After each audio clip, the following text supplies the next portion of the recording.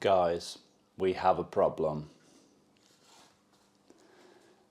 A big problem. Welcome back to a new video on the Mini Cooper S. Before we get into things, make sure you hit that like button. It really does help me out and it's greatly appreciated. Now then, you can probably see I have the engine block right here in front of me. Now this video was going to be the rebuild of this engine block. Things didn't quite go to plan. So when it comes to rebuilding an engine block, pretty much the first thing that you're going to want to do is re-hone the cylinders. So after I disassembled the engine, I noticed that the cylinders were very smooth, and it's not really something that you want when it comes to reseating the new piston rings. So I proceeded in rehoning two of the cylinders, and I was actually pretty pleased with the results. They came out quite nice. You know, it's my first time ever honing a cylinder, and yeah, nice bit of cross hatching, and you know, it seems to be at a 45-degree angle. So yeah, pretty pleased with how they came out. But then I kind of paused and thought, well, how much material am I supposed to take off? You know, I don't want to take off too much material, because at that point, you know, I've gone too far. You know, you can't reverse it. So I thought what I would do is try and check the gap on the piston ring. So obviously I have a new set of standard size piston rings, and this is where things went downhill. Now then, first and foremost, let me just show you the condition of the cylinders. So these are the two cylinders that I did hone. It's going to be pretty hard to tell on camera, but yeah, pretty pleased with the cross hatching on those, and compare that to the original ones. You can see these are very, very shiny and not ideal for reseating the new piston rings. So yeah, let me explain then. So obviously I rehoned these cylinders. I then went to install or check the gap on a new set of piston rings, and like I said, that is when things took a turn for the worst. So when it comes to the piston ring gaps, in accordance to the Haynes manual, for all petrol engines,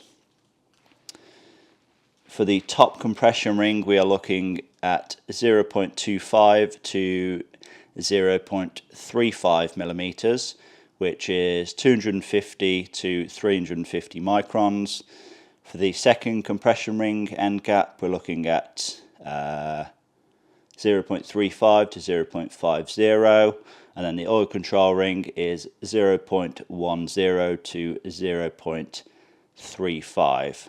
So when it came to checking the top compression ring end gap with the standard size piston rings, it was outside of tolerance. I believe the top compression ring end gap was around 0.4 to 0.5, so it was around 100 microns out, 100 microns too large essentially. So this is when I started to get a little bit worried. I then went and checked the second compression ring end gap, and again that was about 100 microns out of the tolerance. So it's 100 microns too big, so obviously we can't add material to the piston rings. So yeah, the gap was too large. So I was kind of thinking, you know, how much of a difference is this going to make? Obviously we are going to be down on compression, you know, being a slightly larger end gap, but you know, is that going to be a big deal? I then went on to the messages from the seller when I bought this car, and he said that this engine did consume quite a bit of oil. Now I know it is, you know, quite a common thing for these engines to consume oil, but I really don't want to put this back together and, you know, it's down on compression on all of the cylinders, and then it's burning oil as well. I really just don't want to do that. And so I thought, you know, there must be a reason why the end gap is not matching up. And then I went back to the original measurements of the cylinders. Okay, so as we know, the cylinders from factory come exactly at 77 millimeters. And when my dad measured the cylinders at work on a machine, these were the numbers that he was presented with. So this is measured at the top of the cylinder. It's measured at the top and also at 50 millimeters down from the top as well. So the first cylinder, that was measured at 77.39, so that is 39 microns larger than from factory. The second one was again 39 microns larger than from factory. Third one, 35 microns larger from factory. And the fourth one was 37 microns larger than from factory. If you're wondering what this number is here, this is how much out of round these cylinders are. So it is normal for the cylinders to go slightly out of round, and so yeah, I wasn't really too concerned with that. And this is the figures from 50 millimeters below the top of the cylinder. So from reading that, I thought, you know, that is next to nothing. That really shouldn't make too much difference. But my dad actually done a calculation, and if the cylinders are 30 microns out of spec, it will actually make the end gap around 100 microns too large, which of course matches up to the figures that we have in the Haynes manual. And so I thought, okay then, you know, the fact that these are 30 microns, you know, too big essentially, so the cylinders have worn 30 microns. What is the factory tolerance, you know, for the cylinders to still be good to go with a set of factory, you know, piston rings? And I checked, I couldn't seem to find anything in the Haynes manual. It literally just says 77.00 millimeters. Let me see if I can find it. Yeah, so cylinder block, cylinder bore diameter, petrol engines, 77.00 nominal. Oh, what does nominal mean?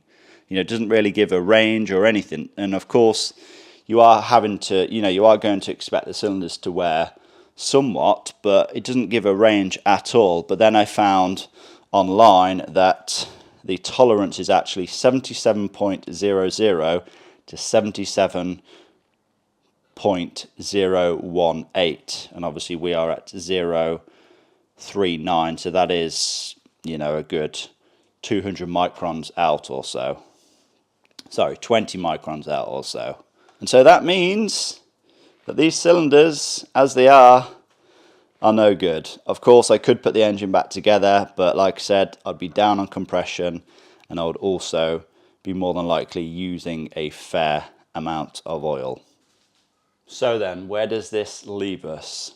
Well, obviously, I'm not going to put the engine back together as it is. I could, you know, try and source another block and then hope that, you know, the cylinders haven't worn out of tolerance, and, you know, I can just use my original, well, not the original, but the new piston rings that I bought, and obviously the original pistons and rods. But I kind of don't want to take that chance. If I'm buying a used engine block, it's more than likely going to be pretty much the same.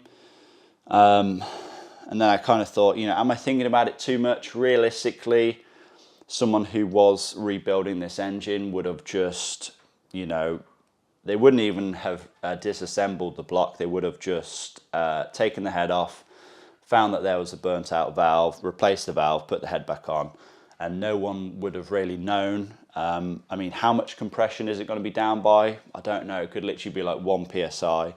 We really don't know. But I just don't want to, you know, put this back together. I've spent so much money on parts, and I'd rather just spend a slight bit more to get this engine perfect, because I do want it to be like a brand new engine. It's obviously covered 80,000 miles or so, but when it goes back together, I want it to be a brand new engine. So yeah, I can't put it back together with slightly down on compression and obviously using more oil than it should. Now, talking of oil consumption, I do have, or I plan to install the revised kind of 3-piece oil rings. They are apparently slightly higher friction, but they are known for saving you quite a bit of oil.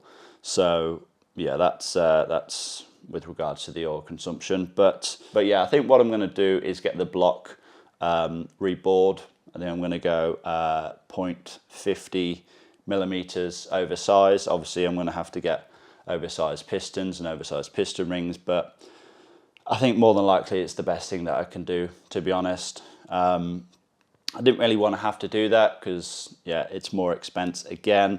And yeah, I did think this block was absolutely fine, which people could argue it is absolutely fine. But like I said, I want things to be perfect. I want this to be a brand new engine.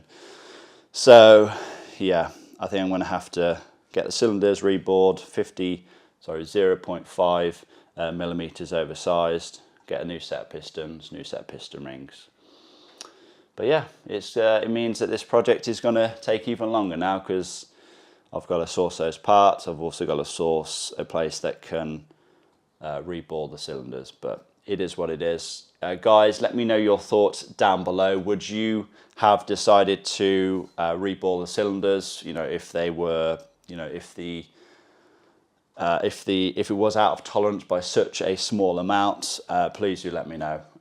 Yeah, hopefully you have enjoyed this video anyway. Please give it a like, leave a comment down below, subscribe if you have not already done so, and I'll see you all in the next one.